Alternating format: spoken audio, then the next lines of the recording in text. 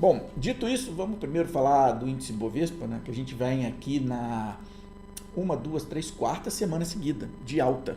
Então já estamos com 4 semaninhas de alta dentro do índice Bovespa. E eu até tinha comentado isso, né?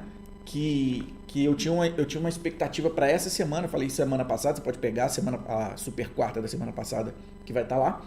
Eu tinha uma expectativa de rompimento daquela regiãozinha ali dos 108 e tal. E uma expectativa, ou pelo menos uma maior tranquilidade, liberdade do índice trabalhar até 130. Desculpa, 113 mil pontos. Então, a minha opinião ainda é a mesma. A gente tem liberdade de ir até o 113. Por quê? Porque com os dados que nós temos hoje, com tudo que a gente tem hoje, não tem nenhuma pressão contrária para o mercado. Tá? Não tem nenhuma pressão negativa para jogar esse mercado para baixo. Tá? A questão fiscal parece que já está ficando para trás, principalmente com um aumento sucessivo de impostos, porque veja bem, o mercado ele olha para a questão fiscal de forma a entender se o governo conseguirá pagar suas contas ou não. Se o governo vai ter problema de endividamento ou não. Mesmo para isso ele tem que aumentar imposto, tudo bem, mas essa é a questão que ele acaba olhando para ver um risco fiscal. Se o aumento de imposto vai trazer uma queda no consumo ou em alguns setores, aí ele vai precificar especificamente esses setores dentro do nosso mercado. Agora, em algumas empresas não tem nada a ver com isso. Elas não são prejudicadas em função do aumento de imposto, por exemplo, de importação da Shopee. Bom, não tem nada a ver uma coisa com a outra. Uma empresa, por exemplo, fabrica autopeça. Então, assim, essa questão do aumento de imposto, ela é ruim para a economia, claro, né? Nenhuma economia sobrevive a aumentos sucessivos de impostos. Em algum momento a casa cai. Mas para o mercado financeiro está tudo bem, desde que o fiscal ele feche, tá? Então, nesse prisma, a gente viu o risco medido aí por uma curva de DI cair 2 pontos percentuais desde março. O que é isso? É o mercado tirando o risco que ele tinha colocado pela questão fiscal que estava agora no preço, e aí ele retira isso. Isso dá liberdade para o mercado andar, ou seja, para o índice Bovespa andar. Um dado importante, até, que eu estava olhando para trazer para vocês, tem um gráfico que eu coloco no grupo do FIA, que eu coloco também no grupo do Projeto Milhão, e eu coloco também no canal que eu tenho, no canal aberto que eu tenho, que o pessoal acaba me seguindo lá. Eu acho que pouca gente faz a leitura daquilo ali, ou entende como é feita a leitura, enfim, né? Tem muita gente que me pergunta, o que é isso? É uma carteira? Pô, tem, sei lá, 200 ativos lá, não vai ser uma carteira, né?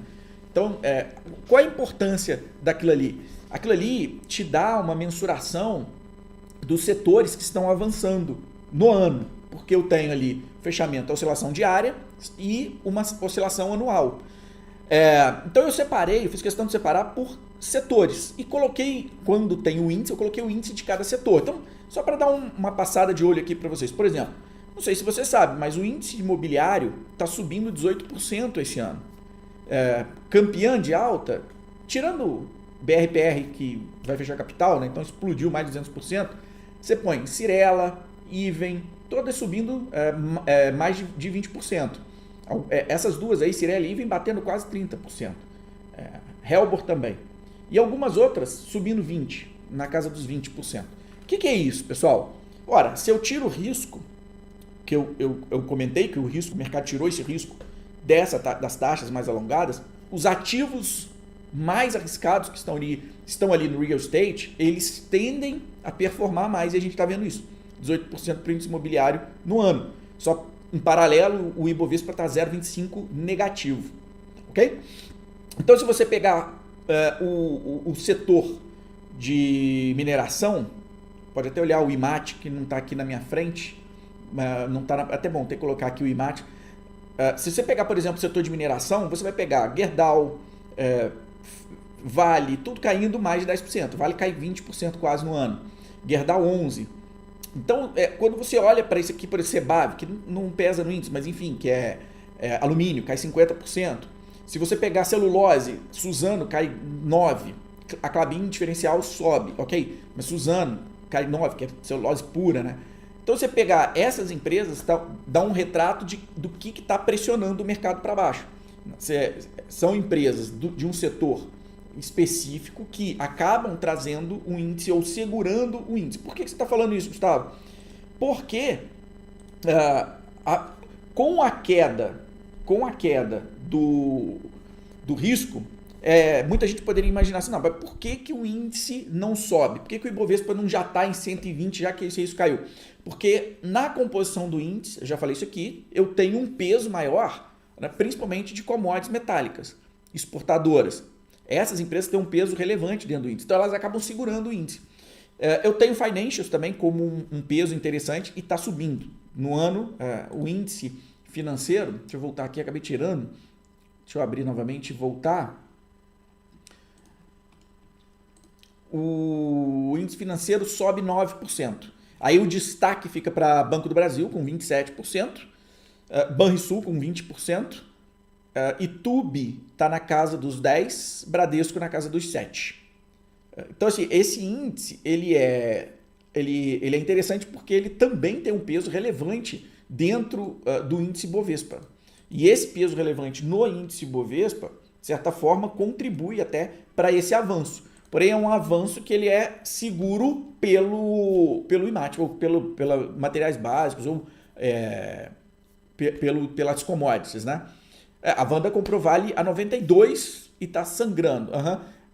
Os meus alunos, né, principalmente os que estão aqui dentro do FIA Black, sabem. Eu quando o Vale bateu 98, eu falei, isso aqui para mim é uma venda clara, para mim é um papel muito caro, eu venderia, né, Vale. Agora, no 69, 68, por ali, aí, começa a mudar de figura. Para mim, ainda não é o preço ideal. Deveria cair mais, para que ela comece a ficar interessante, tá? Mas deveria cair mais. Então, hoje eu não pago o preço de tela, mas, óbvio, é muito melhor do que os 90 lá em cima. Começa a aliviar, mesmo porque a gente tem que entender uma coisa, né? A gente tem que dar o braço a torcer. Eu não gosto de commodity metálica, não gosto de commodity, né? Mas a gente, né, claramente, a gente sabe que isso é um ciclo. E se você olhar para petróleo e para minério, quem me acompanha há mais tempo pode até colocar aí no chat, né? Eu cantei essa pedra de alguns meses atrás, falei, galera, petróleo e minério pode esperar que vai cair. Esse negócio vai cair, não se sustenta. Só que vai chegar um momento que a queda tem um limite, né? Então eu acho que a gente está próximo desse limite e para quem gosta pode abrir uma janela de alocação, principalmente em Vale, porque ela recuou. Então eu olharia Vale, olharia Semin, inclusive Semin já está respondendo um pouco, eu olharia isso, né? O investidor diz que só compra Vale abaixo de 65, eu só abaixo de 60, nem 65, eu ainda acho 65 um pouco arriscado. Eu acho que se acontecesse algo que trouxesse ela abaixo de 60, algum fato relevante, importante, que jogasse ela para baixo, ela começaria a ficar bem interessante e é uma empresa que tem um fluxo de dividendo muito forte. Agora, eu não sou comprador de Vale, tá? Eu, Gustavo Lobo, por quê? Porque na hora que eu olho para o mercado, olho uma Malha Metal Leve, olho para uma Tupi, olho para não sei o que, cara, eu não vou comprar Vale. Eu tenho empresas onde eu consigo vislumbrar uma multiplicação maior. Mas espera aí, vamos voltar para o índice aqui? Não era isso que eu queria dizer nesse momento. Vamos terminar o índice aqui, depois a gente fala dos resultados. Mas, então, olhando para o mercado, esse setor de commodity acabou segurando um pouco esse avanço que poderia ser maior, né, do índice Bovespa. Ele foi contido. Nesse primeiro momento. E aí, pessoal, acaba entrando em cena, né, deixa eu até pegar aqui para não falar bobagem, uma análise importante que vamos ver se eu não tenho ele aqui, o índice, que é o resultado, né, eu vou abrir aqui, que é o resultado de um outro índice, que é um índice que mede, né, o mercado interno, que é o índice, deixa eu ver aqui, que é o índice das small caps, ou as small caps, ou empresas que estão ligadas mais ao mercado interno, ou empresas com potencial maior de crescimento. Por quê? Porque acaba tendo ali nessas companhias, né, companhias com crescimento de receita, com uma veia de crescimento maior, mais limpa, você acaba tendo um resultado ou uma performance melhor. Por exemplo, se você pegar no ano empresas, uma Sinqia da vida sobe 21, lembrando que a bolsa cai 0,25 no ano. Se você pegar uma 300, se você pegar uma 300 sobe 26, se você pegar algumas companhias pontuais ali, Marco Polo, você pegar a Mali Metal Leve, que eu comentei, sobe 41% no ano. Né? Então, assim, você consegue ver que qualidade começa a fazer resultado quando eu tenho, entre aspas, né, uma agenda fraca. Afinal de contas, assim, todos os riscos que o mercado teria, né, principalmente na transição de governo, nesse início de governo, eles já foram meio que sanados, sem nenhuma novidade. Né, o mercado começa a performar de acordo com o cenário macro. E, na minha visão, é isso que está acontecendo. É isso que a gente está vendo. A gente está vendo um cenário macro ainda desafiador, o mundo inteiro subindo juros, uma recessão no mundo. Né? Se não bater o martelo da recessão, não vai ter crescimento. Se não tem crescimento, não tem como o preço de commodity evoluir nesse primeiro momento. Logo, a gente vai ver esses ativos perder força, não tem jeito. Isso é cíclico, tá? Por outro lado, a gente vê um mercado interno que não faz preço no índice Bovespa. Então, assim, o mercado interno não faz preço no índice Bovespa, porque a participação é pequena. O índice Bovespa vai continuar fraco nesse sentido. Financial sozinha não consegue andar, principalmente com o Vale caindo 20% no ano. Não tem como esse índice ir para cima.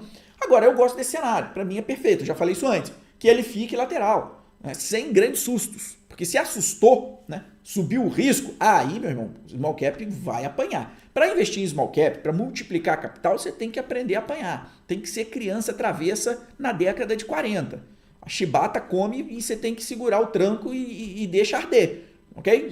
Engole o choro e vão para cima, para a próxima travessura. Por quê? Porque quando você vai para empresas menores, a volatilidade aumenta, o risco aumenta. Logo, se eu tenho maior risco, eu tenho maior possibilidade de multiplicação, tá? É diferente se comprar uma Vale. Se comprar uma Vale abaixo de 60, ou na melhor das hipóteses, pagar R$40 numa Vale, dificilmente você perde dinheiro. Você vai ficar milionário? Não, dificilmente. Porque Vale a 120, 130, já começou a ficar caro. Então você vai transformar 40 em 130.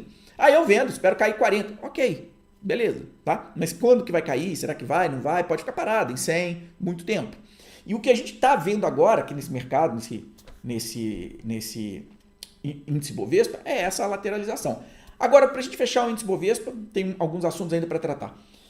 Gustavo, você então acha que é 113? Eu ainda estou com a cabeça de 113. Vai direto, Gustavo? Não acho que vai direto, tá? Pode haver alguma correção, alguns dias, alguma semana, né? Porque eu sempre olho para o índice Bovespa na semana. Né? Se olhar aqui ontem a gente teve uma correção forte, dando a entender que a gente cairia hoje e não caímos, subimos, tá? Então é sempre bom olhar na semana. A semana continua em alta, na minha opinião deve fechar em alta, talvez com um volume negociado menor, né? Porque não tem tanta coisa impactante, saímos do final de resultado, mas o caminho está aberto para 113. Em algum momento aqui a gente vai ter uma semana de queda, 1, 2, 3, quarta semana de alta, já falei nisso, provavelmente vamos ter queda em algum momento aqui, isso vai impactar no gráfico, vai dar um alívio para tentar o 113 em algum momento. Ainda estou com essa cabeça. Né? Se acontecer algo fora disso, tá? Eu falo aqui na nossa super quarta. Ok?